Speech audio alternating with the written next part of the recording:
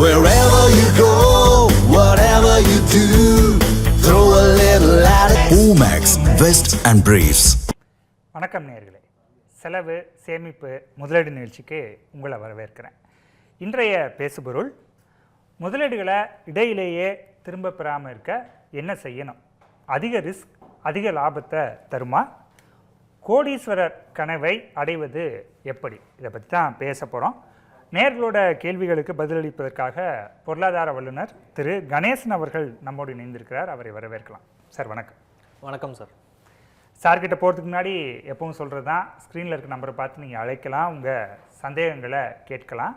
ஆனால் தயவு செய்து டிவி வால்யூமை மியூட் பண்ணிவிடுங்க. டிவியை பார்த்து பேச வேண்டாம், ஃபோனில் கவனம் வச்சு பேசுங்க. அப்போ தான் நீங்கள் பேசுகிறது எங்களுக்கு கேட்கும், விருந்தினர் சொல்கிறது உங்களுக்கு கேட்கும். இரண்டு தரப்புக்குமே அது பயனுள்ளதாக இருக்கும். சார், பொதுவாக எல்லாரும் நான் இன்வெஸ்ட் பண்ணுறதுக்கு நல்ல லாபம் கிடைக்கணுங்கிற எதிர்பார்ப்பு தான் இருக்குது. ஒன்று, முதல்ல போட்ட காசு போயிடக்கூடாது, லாபமும் அதிகமாக வரணும் அப்படின்னு நினைக்கிறோம். ஆனால் எல்லா தடவையும் அப்படி நடக்கிறது இல்லை. ஸோ எங்கே தப்பு நடக்குது? முதல்ல ஒரு இன்வெஸ்ட்மெண்ட்டுக்கு நான் ரெடி ஆகணும்னா நான் என்னெல்லாம் பண்ணணும்? எல்லாரும் பண்ணுற தப்புன்னு சொல்கிறது வந்து, நீங்கள் தப்பு என்னென்னா ரிட்டர்ன்ஸ் வேணும்னு ஆசைப்படுவோம். அதுக்கப்புறம் இன்வெஸ்ட்மெண்ட்டும் ஸ்டார்ட் பண்ணிவிடுவோம். இது வரைக்கும் எதுவுமே பண்ணல, நான் ரிட்டர்ன்ஸ் வேணும், ஆனால் அதிக ரிட்டர்ன்ஸ் வேணும், ஒன்றும் கடன் இருக்கும் இல்லை எதுவுமே இல்லை, நான் ஸ்டார்ட் பண்ணிவிட்டு அதுக்குள்ளே வந்து நமக்கு ஒரு எமர்ஜென்சி, ஒரு 3 மாதம் 6 மாதம் கழித்து பார்த்தீங்கன்னா வீட்டில் வந்து குழந்தைக்கு உடம்பு சரியில்லை, இல்லை நமக்கு உடம்பு சரியில்லை, இல்லை ஏதோ ஒரு எமர்ஜென்சி பணம் தேவைப்படும் போது போட்ட பணத்தை எடுத்துரும். அப்போ வந்து நெகட்டிவாக இருக்கும். அப்போ வந்து ஈக்விட்டி மியூச்சுவல் ஃபண்டாக இருந்தாலும் ஷேர் மார்க்கெட்டாக இருந்தாலும் ஒரு இமீடியட்டாக 3 to 6 months 1 yearக்குள்ளே நெகட்டிவாக இருக்கிறதுக்கான வாய்ப்புகள் ரொம்பவே உண்டு.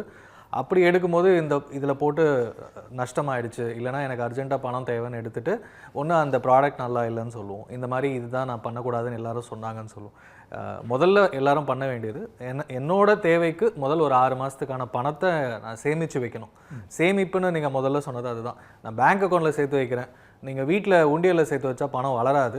பேங்க் அக்கௌண்ட்டில் ஒரு ஆர்டிஓ இல்லை ஃபிக்ஸட் டெபாசிட்டோ கொஞ்சம் கொஞ்சமாக மாதம் போட்டு ஒரு என்னோட மாத தேவை ஒரு 30,000 ரூபான்னா ஒரு 6 மாதத்துக்கான பணமாவது கொஞ்சம் கொஞ்சமாக சேர்த்து வைக்கணும். அட்லீஸ்ட் ஒரு 1 லட்ச ரூபா இருந்துட்டு அதுக்கப்புறமா நீங்கள் முதலீடு சேமிப்பு வச்சுட்டு முதலீடு பண்ணிங்கன்னா தான் ரெண்டுத்தையும் பேலன்ஸ் பண்ண முடியும். இல்லைனா லைஃப்பில் வந்து பணம் போயிடுச்சு, தப்பான முதலீடு பண்ணிட்டோம், இல்லை அதிக ரிட்டர்ன்ஸ் வேணும் அப்படின்ற ஒரு நம்மளை தள்ளிட்டு அதுக்கப்புறமா ஸ்கேம்ஸ்லாம் மாட்டிக்கிறது. அதனால தான்.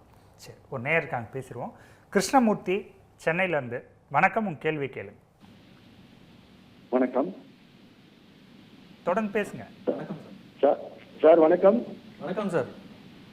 வணக்கம் சார். நான் ஒரு ரிட்டையர்டு எம்ப்ளாயி பப்ளிக் செக்டர் ஆர்கனைசேஷனில் என்னுடைய பணத்தை வந்து நான் முதலீடு 2024 ரிட்டையர்ட் ஆனேன். இப்போ எஃப்டியாவும் கொஞ்சம் செக்யூரிட்டிஸும் வாங்கியிருக்கிறேன். இப்போ இருக்கக்கூடிய ப்ரிவைலிங் கோல்டு மார்க்கெட்டில் எவ்வளோ பர்சன்டேஜ் என்னுடைய ரிட்டையர்மெண்ட் பெனிஃபிட்ஸில் நான் இன்வெஸ்ட் பண்ணணும்? அது என்ன மாதிரி இருக்கும்? ஏதாவது ஒரு ஃபார்முலா இருக்கா? சரி, ரிட்டையர் ஆகிட்டாரு, எஃப்டி பண்ணியிருக்கிறேன், இப்போ இருக்கிற கோல்டு மார்க்கெட்டில் நான் போடலாமா? போட்டால் எவ்வளோ போடணும்? கோல்டு இப்போ இருக்கிற நிலமையில், அதுவும் ரிட்டையர்ட் ஆன பிறகு இப்போ பண்ணாதீங்க. எப்படி ஈக்விட்டிஸ் ஷேர் மார்க்கெட்டில் வந்து ஒரு பீக்கில் போன பிறகு போடாதீங்க, கொஞ்சம் வெயிட் பண்ணுங்கன்னு சொல்லுவோமோ அந்த லெவலுக்கு. இன்றைக்கே பார்த்தீங்கன்னா லாஸ்ட் 2-3 டேஸ்லேயே வாலட்டாலிட்டி அதிகம். இதுதான் மேலே ஏறுது இறங்குதுன்னு சொல்லுவோம். ஷேர் மார்க்கெட்டில் எல்லாம் பயப்படுற ரீசன் என்னென்னா, ஒரு நாளைக்கு ஏறுது ஒரு நாளைக்கு குறையுது. நீங்கள் கோல்டை லாஸ்ட் 1 மாதமாக பார்த்தீங்கன்னா ஏறிட்டே இருந்தது, டக்குன்னு குறையும் போது ஒரு பேனிக்கு. சில்வரும் அதே மாதிரி தான். இப்போ இன்றைக்கி வந்து 20 ரூபா குறைஞ்சிருக்கு, கோல்டு வந்து 950 ரூபா கிராமுக்கு குறைஞ்சிருக்கு. இந்த மாதிரி நீங்கள் போட்டு குறைஞ்சதுன்னா நமக்கு ஒரு பேனிக் சுச்சுவேஷன் வந்துடும். அதனால் ரிட்டையர் ஆனதுனால எஃப்டியில் வச்சுக்கோங்க. ஃபிக்ஸடாக உங்களுக்கு 9-10% ஒரு என்சிடியில் போட்டால், பாண்ட்ஸ் கவர்மெண்ட் பாண்ட்ஸ்லாம் 8%. அதனால் சேஃபான முதலீடு. அதுக்கப்புறமா இதில் கோல்டு வந்து கொஞ்சம் கரெக்ஷன் ஆன பிறகு வர்றது நல்லது. இப்போதைக்கு உங்கள் சுச்சுவேஷனுக்கு நீங்கள் அலோகேஷன் வேணான்னு நான் சொல்லுவேன். சரி, நன்றி. அடுத்த நேயர் ஸ்ரீவித்யா கோவையிலேருந்து. வணக்கம், உங்கள் கேள்வி கேளு. ஹலோ, வணக்கம்மா. சார். வணக்கம் மேடம். சார், இப்போ வந்து கோல்டுலையும் சில்வர்லையும் இன்வெஸ்ட்மெண்ட் பண்ணால் நமக்கு ரிட்டர்ன்ஸ் கிடைக்குமாங்க சார்? இல்லை பட்ஜெட் வரைக்கும் வெயிட் பண்ணிவிட்டு ஏதாவது வாங்கலாங்களா? சரி, அதே கேள்வி தான் கேட்குறேன். கண்டிப்பாக வெயிட் பண்ணுங்கள். ஏன்னா ஒரே நாளில் இன்றைக்கி நேற்றுக்கும் இன்றைக்கும் பார்த்தீங்கன்னா 950 ரூபா குறைஞ்சிருக்கு. ஸோ இப்போ முதலீடு பண்ணிங்கன்னா ஒரு 20% ரிட்டர்ன்ஸு ஒரு வருஷத்தில் 2 வருஷத்தில் வேணும்னாலும் 17,000 ஒரு 20,000 ரூபாய்க்கு போகணும் 20% ரிட்டர்ன்ஸ்க்கு. அதனால் இப்போ முதலீடு பண்ணி எனக்கு ரிட்டர்ன்ஸ் வேணும்னு நினைக்கிறவங்க வெயிட் பண்ணுங்கள்.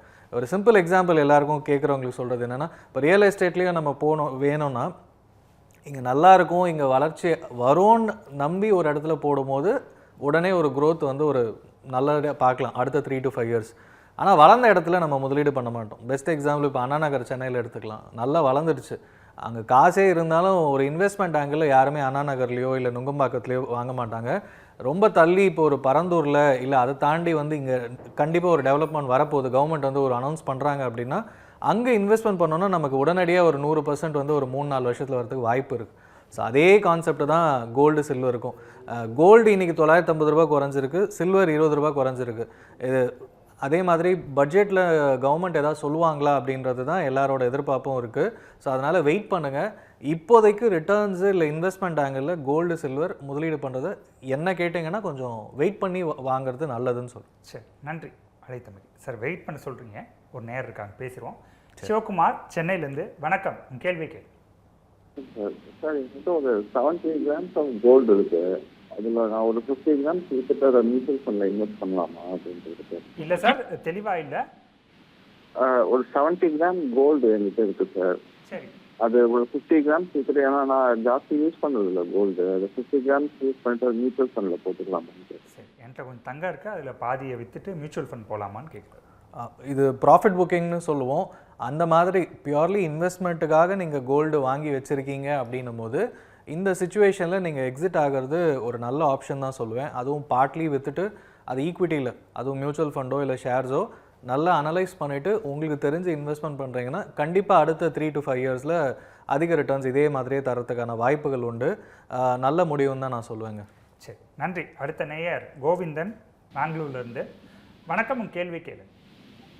சார் வணக்கம் சார். சார் வணக்கம் கணேசன். வணக்கம் சார். சார் சார் இப்போ வந்து நமக்கு மதர் ஆஃப் ஆல் டீல் பண்ணியிருக்காங்க, முடிச்சிருக்காங்க, அது ஒரு பிக் சக்ஸஸ்ஸு.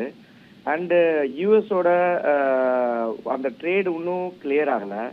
ஸோ இப்போ வந்து நம்ம ப்ராஃபிட் சைடில் இருக்கோமா டுவர்ட்ஸ் ஸ்டாக் இன்வெஸ்ட்மெண்ட்டில், இல்லைன்னா வந்து இப்போ ஃபார் எக்ஸாம்பிள் நான் வந்து மியூச்சுவல் ஃபண்டில் கொஞ்சம் போட்டிருக்கேன், ஸ்டாக் மார்க்கெட்டில் கொஞ்சம் போட்டிருக்கேன். ஆனால் வந்து எல்லாரும் என்ன சொல்கிறாங்க, டேடி டீலோட இது இன்னும் முடியலை, ட்ரேடு முடியலை, ஆனால் மதர் டீலோட வந்து முடிஞ்சிச்சு. ஸோ ப்ளஸ்ஸும் இருக்குது, ரிமைனிங் பார்ட்டும் நம்ம வெயிட் பண்ணணுங்கிறாங்க. ஸோ இதோட ஒரு சஜஷன் வேணும் sir, first point. Second point வந்து இப்போ வீட்டில் உள்ளவங்களோட லேடிஸோட கருத்து என்னென்னா, கோல்டு இன்க்ரீஸ் ஆகுது, கோல்டு வாங்கலான்னு. ஆனால் வாங்குறதுங்கிறது ஜென்ஸுங்க பார்த்தா அது இட்ஸ் பியாண்ட் லெவலாக போயிட்டுருக்கு. ஸோ இந்த டயத்தில் வந்து நம்ம இந்த பீரியடை ஏதாவது ஒரு டபுள் பண்ணுறாப்புல, ஃபார் எக்ஸாம்பிள் கேவிபின்னு கிஷான் யோஜனான்னு, இது வந்து நம்ம போடுற 1 ரூபாவோ 2 ரூபா ஆகும், 10 ரூபாவோ 20 ரூபா ஆகும், 10 லட்சத்தை 20 லட்சம் ஆகும். இந்த மாதிரியில் இன்வெஸ்ட் பண்ணால் மோர் சேஃபரா இல்லை வந்து இந்த ஒரு கன்ஃபியூஷன் இருக்குது சார். தேங்க்யூ. சரி, ஓகே. மெயினாக அவர் இந்த டீலை பற்றி கேட்குறாரு சார். யூரோப்பியன் டீல் பார்த்தீங்கன்னா கிட்டத்தட்ட 19 வருஷமாக டிஸ்கஷனில் இருந்தது. அண்ட் 27 கண்ட்ரியோட நம்ம யூரோப்பியன் யூனியனோட மதிப்பு, வர்த்தக மதிப்பு பார்த்தீங்கன்னா க்ளோஸ் டு $136 பில்லியன். அதாவது யூஎஸோட $70 பில்லியன் தான் பேசிகிட்டு இருக்கோம். அதோட டபுளாக இருக்குது. அப்படின்னும் போது இன்னொன்று 27 நாட்டுக்குள்ளே எக்ஸ்போர்ட்ஸ் வந்து இன்னும் அதிகரிக்கிறதுக்கான வாய்ப்புகள் இந்தியன் இண்டஸ்ட்ரி, முக்கியமாக டெக்ஸ்டைல். நம்ம திருப்பூரில் பார்த்தீங்கன்னா யூஎஸில் அடி வாங்கும் போது, யூஎஸ் எக்ஸ்போர்ட் அடி வாங்கும் போது அந்த டீல்ஸ் தள்ளி போகுதுன்னும் போது இங்கே நிறைய இன்னும் தள்ளி போகுது, நமக்கு ஆர்டர்ஸ் கேன்சல் ஆகுதுன்னு பார்த்தோம். அதெல்லாம் தமிழ்நாட்டுக்கு டெக்ஸ்டைல் செக்டருக்கு ரொம்பவே பாசிட்டிவாக இருக்கும். அதே மாதிரி ஆட்டோமொபைலாக இருக்கட்டும், நிறைய டெக்னாலஜி வைஸ் எல்லாமே வந்து இன்னும் அதிகரிக்கிறதுக்கான வழி வந்து இந்த யூரோப்பியன் டீலோடு இருக்குது. அண்ட் நீங்கள் சொன்ன மாதிரி 6 மந்த்ஸ்க்குள்ளே அக்ரிமெண்ட்ஸ்லாம் சைன் ஆகிடும், 1 இயர்க்குள்ளே வந்து எஃபெக்டிவாக ஸ்டார்ட் ஆகிடும். அண்ட் இப்போ இருக்கிறத விட இன்னும் நெக்ஸ்ட் லெவலுக்கு வந்து நம்ம கோஆப்ரேஷன் அதிகரிக்கப்படும் அப்படின்னு சொல்லிட்டு யூரோப்பியன் யூனியன் சேர்மனும் சொல்லியிருக்காங்க, நம்ம பிரைம் மினிஸ்டரும் சொல்லியிருக்காரு. ஸோ ரொம்பவே ஒரு பெரிய பாசிட்டிவான விஷயம். அதனால தான் யூஎஸ்லேருந்து யூரோப்பியன் யூனியனுக்கு ஒரு பெரிய எங்ககிட்ட பேசிகிட்டு இருந்துட்டு இப்போ என்னடானா இந்தியா கூட போயிருக்கீங்க டீலுக்கு அப்படின்னு சொல்லிட்டு ஓப்பனாகவே அவங்க பேசிகிட்டு இருக்காங்க. ஸ்டில் யூஎஸும் இந்தியாவும் கண்டிப்பாக டீல் முடியும். நம்ம லாஸ்ட் 4-5 இயர்ஸில் பார்த்தீங்கன்னா இந்தியன் கவர்மெண்ட் நிறைய ட்ரேட் டீல்ஸ் பண்ணியிருக்காங்க. அது வந்து பாசிட்டிவான விஷயம். கண்டிப்பாக வந்து எக்கனாமிக் இது பாசிட்டிவாக இருக்கும். ஸ்டாக் மார்க்கெட்டை பொறுத்த வரைக்கும் 2020 கோவிடுக்கு அப்புறம் பார்த்தீங்கன்னா 23-24 ஸ்டார்டிங் வரைக்கும் பார்த்தீங்கன்னா நிறைய பேர் வந்து இது ஏறிட்டே தான் இருக்கும், குறையவே குறையாது, இப்படியே தான் போகும் ஸ்டாக் மார்க்கெட் பேசிகிட்டே இருந்தாங்க. 24 செப்டம்பர்லேருந்து இன்னைய தேதி வரைக்கும் ஒரு கரெக்ஷன் மோடில் இல்லைனா ஒரு ரேஞ்ச் பவுண்டாக தான் இருக்குது அப்படின்னு சொல்லணும். ஸோ யாரெல்லாம் 23-24 ஸ்டார்ட் பண்ணாங்களோ மியூச்சுவல் ஃபண்டோ ஸ்டாக்ஸோ பெரிய ஏற்றம் இல்லாமல் தான் இருக்குது. பட் ஆனால் யூனிட்ஸ் அக்யூமுலேட் பண்ணிகிட்டே இருக்கிறதுனால இந்த இயர் எண்டுக்குள்ளே கோல்ட்மேன் சாக்ஸாக இருக்கட்டும் இல்லை ஜேபி மார்கன் பெரிய பேங்க்ஸ் பெரிய அனலிஸ்ட் எல்லாம் சொல்கிறது இந்தியன் சென்செக்ஸ் வந்து ஒரு 90,000 95,000 போகும். புல்லிஷ் சினாரியோனா 1 lakh கிராஸ் ஆகும். அதாவது இப்போதைக்கு 82,000 சம்திங் 260 270 இன்னைக்கு க்ளோஸ் ஆனது. இங்கேருந்து ஏறறதுக்கான வாய்ப்புகள் ரொம்பவே அதிகம். ஸோ பட்ஜெட்டில் ஒரு புஷ் இருக்கான்னு நம்ம பார்ப்போம். அண்ட் இந்தியன் கம்பெனிஸை பொறுத்த வரைக்கும் ஒரு பாட்டம் அவுட் ஆயிருக்கு இபிஎஸ் ஏர்னிங்ஸ்லாம். இங்கேருந்து மேலே ஏறும் தான் நம்ம எதிர்பார்க்கலாம். ஸோ எல்லாமே ஈக்விட்டியை பொறுத்த வரைக்கும் ஒரு 1.5 வருஷத்துக்கு அப்புறம் அடுத்த 1.5 வருஷம் 3 இயர்ஸ்க்கான பாசிட்டிவ் ரிட்டர்ன்ஸ் பழைய டேட்டா எடுத்து பார்க்கும்போது இதை விட அதிகமாக இருக்கும் தான் எதிர்பார்க்குறோம். ஸோ ஈக்விட்டி கண்டிப்பாக பாசிட்டிவ். கோல்டு அண்ட் சில்வர் இப்போ என்ட்ரி வந்து பண்ணிங்கன்னா பெரிய இடத்துல போய் மாற்றுற மாதிரி தான் இருக்கும், ஹோல்ட் பண்ணுற மாதிரி தான் இருக்கும். என்ன கேட்டிங்கன்னா வெயிட் பண்ணுறது நல்லது. ஈக்விட்டியில் பொசிஷன் இன்க்ரீஸ் பண்ணலாம், பொறுமையாக கொஞ்சமாக 3 to 5 years டைம் இருந்தால் பண்ணுங்க. சரி, நன்றி. அடுத்த நேயர் திருச்சியிலேருந்து அமிர்தவள்ளி. வணக்கம், உங்கள் கேள்வியை கேளுங்க. Good afternoon sir. Good afternoon ma'am. Sir நாங்கள் வந்து ரொம்ப கிராமத்துலேருந்து பேசுகிறோம். சரிங்க. எங்களுடைய இந்த நகை விலை குறையறதுக்கு சான்ஸே இல்லைங்களா சார்? நகை விலை வந்து இந்தியாவில் மட்டும் முடிவு பண்ணுறது இல்லை, இன்டர்நேஷ்னல் உலகத்தில் நடக்கிற விஷயங்களை பொறுத்து தான் நகை விலை ஏறுது. என்னை கேட்டிங்கன்னா பொறுமையாக வெயிட் பண்ணுங்கள். அது இப்போதைக்கு குறைய வாய்ப்பு இருக்கான்னா அடுத்த 2-3 மாதத்துலையோ 6 மாதத்துலையோ கண்ணு கெட்டின தூரத்தில் தெரியலன்னு தான் சொல்லணும். ஆனால் வெயிட் பண்ணுங்கள். இதே அளவுக்கு ஏறி குறைஞ்சதெல்லாம் இதுக்கு முன்னாடி நடந்திருக்கு. ஸோ அதனால் இப்போதைக்கு ஏறுதேன்னு பதட்டப்படாமல் என்னை கேட்டிங்கன்னா பணத்தை சேர்த்து வச்சு வெயிட் பண்ணுங்கள். அவசரப்பட்டு போய் வாங்கிட்டு பீக்கில் வாங்காதீங்கன்னு சொல்லுவேன். ஸோ கண்டிப்பாக குறையறதுக்கான வாய்ப்புகள் ஃப்யூச்சரில் இருக்கும். அது எப்போன்னெலாம் இப்போதைக்கு யாராலையுமே சொல்ல முடியாது. நன்றி அழைத்தமைக்கு. சார், இப்போ தங்கத்தை பற்றி பேசுகிறோம். எல்லாருக்குமே இருக்கிற கேள்வி, இது எங்கே போய் நிற்கும், எந்த அளவு போகும்? ஏன்னா முன்னாடி என்ன சொன்னாங்க, 2 லட்ச ரூபா வரைக்கும் போகும், ஆனால் இந்த வருஷத்தோட கடைசி ஆகும்னு சொன்னாங்க. இப்போ பார்த்தா ஒரே மாதத்தில் பெரிய லெவலில் வந்துடுச்சு. இன்னும் 2 மாதத்துலேயே 2 லட்சம் போயிடும், இல்லை அதிகபட்சம் ஜூனுக்குள்ளே வந்துடும்னு சொல்கிறாங்க. ஸோ அது எங்கே தான் போய் நிற்கும்? இது எல்லாம் நடக்கிறது பார்த்திங்கன்னா ஒருத்தரோட காரணம் தான், நம்ம யூஎஸ் பிரசிடெண்ட்டு. அவர் வந்து லாஸ்ட் ஒரு 3 months பார்த்திங்கன்னா வெனிசுலா பிரசிடெண்ட் இப்போ கேப்சர் பண்ணது, அதுக்கப்புறம் கிரீன்லாண்டை நம்ம யூஎஸோட இணைக்க போகிறேன், கனடாவை யூஎஸோட இணைக்க போகிறேன், இந்த மாதிரி நிறைய டாக்ஸ் அண்ட் நிறைய ட்ரேட் வார்ஸு, எக்கனாமிக் வார், அது இல்லாமல் ஈரான் இஸ்ரேல் போர் வந்து அப்பப்போ பதட்டம். இப்போ கூட பார்த்திங்கன்னா போர்க்கப்பல்கள்லாம் ஈரான் நோக்கி போகுது. இந்த மாதிரி சுச்சுவேஷன்ஸ் இருக்கும்போது எல்லாருமே சேஃப் ஹெவன் போவாங்க. இன்னொன்று யூஎஸில் வந்து இன்ட்ரெஸ்ட் ரேட் வந்து இன்னும் குறைச்சிட்டே இருக்காங்க. அது இன்க்ரீஸ் பண்ண போகிறாங்க அப்படின்னா கண்டிப்பாக பாசிட்டிவ் ரிட்டர்ன்ஸ் வருது. அப்படின்னும் போது கோல்டு மேலே போகிற பணம் வந்து கொஞ்சம் டைவெர்ட் ஆகிறதுக்கான வாய்ப்புகள். இன்னொன்று, எப்போ யூஎஸில் ரஷ்யாவோட சாங்ஷன்ஸ் இனிமேல் யூஎஸ் டாலரை நீங்கள் யூஸ் பண்ண முடியாதுன்னு அந்த சாங்ஷன் கொண்டு வந்தாங்களோ அதுதான் மெயின் காரணம் எல்லா சென்ட்ரல் பேங்க்ஸும் கோல்டு பக்கம் போகிறதுக்கு. ஸோ டிமாண்ட் ஓரளவுக்கு சென்ட்ரல் பேங்க்ஸ் வாங்குறதை நிறுத்திட்டாங்க அப்படின்னா ரேட் நிற்கும். இப்போதைக்கு எப்போ நிற்கும் இதெல்லாம் சொல்ல முடியாது. சரி, நேர்காண பேசிடுவோம். சவுதி அரேபியாவிலேருந்து ரமேஷ்.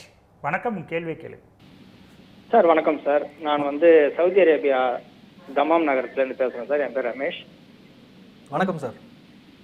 சார், இப்போ நான் இந்த இன்னும் 2 மாதத்தில் நான் வந்து வேலையை விட்டுட்டு கம்பெனியில் கொடுக்குற செட்டில்மெண்ட் கொஞ்சம் பணம் எடுத்துக்கிட்டு இந்தியாவுக்கு வர உத்தேசம் இருக்குது சார். ஒரு 10 லட்ச ரூபா கையில் இருக்கும்னு நினைக்கிறேன். இந்த டயத்துக்கு என்ன விதமான முதலீடு வந்து ஏற்றதாக இருக்கும்? இப்போ சார் சொன்ன மாதிரி தங்கம் வாங்குற ஒரு எண்ணம் எனக்கு இருக்குது. ஆனால் சார் சொல்கிறாங்க கொஞ்ச நாள் வந்து தங்கம் வாங்குறது வெயிட் பண்ணலாம் அப்படின்னு சொல்கிறாரு. அந்த மாதிரி இருந்து தங்கத்தில் முதலீடு பண்ணலாமா? எனக்கு ஏற்கனவே சொந்த வீடெல்லாம் இருக்குது. பொண்ணு பேரில் சுமங்கலி சம்ரிதி யோஜனாவில் கொஞ்சம் சேவிங்ஸ் பண்ணிட்டு வரேன். ஒய்ஃப் பேரில் கொஞ்சம் பிபிஎஃப் கட்டிட்டு வரேன். ஸோ இந்த 3 தவிர்த்து வேறு ஷார்ட் டைமுக்கு ஏதாவது ஒரு இன்வெஸ்ட்மெண்ட் ஆலோசனை சொல்கிற மாதிரி தாழ்மையோட கேட்டு. நன்றி. ஷார்ட் டேர்ம்னா எனக்கு கேட்டால் கோல் பேஸ் இன்வெஸ்ட்மெண்ட் சொல்லுவோம். அடுத்த 1 வருஷத்துக்குள்ளே பணம் யூஸ் பண்ணிப்பீங்க அப்படின்னா பேங்க்கில் ஃபிக்ஸட் டெபாசிட்டோ போஸ்ட் ஆஃபீஸ்லேயே போடலாம். ஒரு 2-3 வருஷம் இருக்கும்னா ஒரு பாண்ட் இன்வெஸ்ட்மெண்ட் பண்ணலாம். ரிஸ்க் இல்லாமல் வந்து கவர்மெண்ட் பாண்ட்ஸ் இருக்குது, என்சிடிஸ் இருக்குது, அதெல்லாம் போட்டிங்கன்னா ரிஸ்க் இல்லாமல் இருக்குது. பட் ஆனால் ஓரளவுக்கு ஃபிக்ஸடாக உங்களுக்கு 8 to 9%, 10% வரைக்கும் கிடைக்கிறதுக்கான வாய்ப்புகள் இருக்குது. அதை தாண்டி ஈக்விட்டியில் போகிறீங்க அப்படின்னா 3 to 5 years டைம்லைன் இருந்தால் மியூச்சுவல் ஃபண்ட்ஸில் கூட நீங்கள் ஸ்டார்ட் பண்ணலாம். இன்னும் கிளியராக வேணும் அப்படின்னா ஒரு நல்ல ஃபினான்ஷியல் அட்வைசர் வந்து ரீச் அவுட் பண்ணி பொறுமையாக நீங்கள் பணத்தை முதலீடு பண்ணுங்கள். அது வந்து இன்னும் கொஞ்சம் பெட்டர் ரிட்டர்ன்ஸை தரத்துக்கான வாய்ப்புகள் உண்டு. சரி, நன்றி. அடுத்த நேயர் தீபா செங்கத்துலேருந்து. வணக்கம், உங்கள் கேள்வி கேளு. ஹலோ சார், வணக்கம் சார். வணக்கம் மேடம். சார், இந்த தங்கம் விலை ஏறிக்கிட்டே போகுது. நீங்கள் போன நேயர்கிட்ட சொன்னீங்க கொஞ்சம் வெயிட் பண்ணுங்க, இப்போதைக்கு வாங்காதீங்க, பேனிக் ஆகாதீங்கன்னு சொன்னீங்க சார். நம்ம வெயிட் பண்ண இன்னும் அதிகமாகிடும். இப்போ தங்கம் ஒரு எக்ஸாம்பிள் சொல்கிறேன் சார். 1 கிராம் 16,800 ரூபாய் விற்குதுன்னா அதில் நம்மளால முடிஞ்சது எங்களுடைய ஹஸ்பண்ட் சேலரி மாதம் வந்து ஒரு 10,000 12,000. இப்போ நான் ஒரு 2 மாதத்துக்கு ஒரு வாட்டி சேமித்து வச்சு ஒரு 1/2 கிராமாவது கொஞ்சம் கொஞ்சமாக வாங்கி வைக்கிறது நல்லதா கெட்டதா சார்? நல்லதா கெட்டதான்னா இப்போ கோல்டு விற்கிற ரேட் வந்து ரொம்ப அதிகமாக இருக்கிறதுனால தான் சொல்கிறோம். அண்ட் ஏற்கனவே எல்லாரோட வீட்லேயும் வந்து கல்யாணத்தப்போவோ இல்லை ஒரு ஃபங்க்ஷன் நடக்குதுன்னா கண்டிப்பாக நம்ம ஊரில் வந்து தங்கம் இல்லாமல் இருக்காது. பட் இன்வெஸ்ட்மெண்ட்டுக்காக இப்போ நிறைய பேர் யோசிக்கிறதுனால தான் நான் வெயிட் பண்ணுங்கன்னு சொல்கிறேன். இப்போ ஒரு நகை வந்து உங்கள் பொண்ணுக்கு இல்லை பசங்களுக்கு இல்லைனா ஒரு கல்யாணத்துக்கு நீங்கள் கிஃப்ட் பண்ணோம் அப்படின்னா அது கண்டிப்பாக வாங்கணும்.